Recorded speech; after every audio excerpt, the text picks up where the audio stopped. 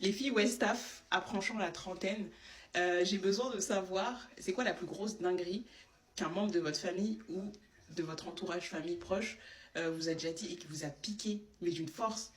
Parce que moi, pour ma part, j'arrive toujours pas à m'en remettre. Moi, ce qu'il faut savoir, c'est que j'avais arrêté d'aller dans les baptêmes, les mariages, tout ça, parce que déjà, à partir de 25 ans, ça commençait ça m'oppressait. Et aussi, enfin, toi, les questions, ouais, t'es toujours pas marié, t'as toujours pas d'enfant, en fait, ça me trigger vraiment. Du coup, j'avais arrêté d'aller dans ce genre d'événement.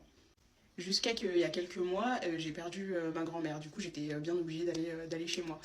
Du coup, j'arrive et il y a une de mes grandes cousines, elle faisait que de me regarder, tu vois. Elle me regardait, elle arrêtait pas de me regarder. Je sentais la dinguerie arriver, je savais qu'elle allait me dire un truc. Du coup, elle me dit ouais, approche, vas-y, viens, je te dis un truc. Et du coup, il y avait grave du bruit. Du coup, je m'approche, je m'approche de sorte à ce qu'elle me le dise un truc dans l'oreille. Elle me dit quoi? Elle me dit t'es suivie dans quelle maternité? Après, je lui laisse l'opportunité de répéter. Je me dis peut-être que c'est moi qui n'ai pas compris. Elle me dit t'es suivie dans quelle maternité?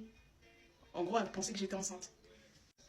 La violence du truc. J'étais tellement pas bien. Mes larmes, elles sont montées d'un coup comme ça. Après, je dis, bah, je suis pas enceinte. Après, elle dit, pardon, machin. Des trucs de peste comme ça. Après, je m'en fous si elle voit la vidéo, mais j'étais trop choquée. En fait, ça m'a trop traumatisée.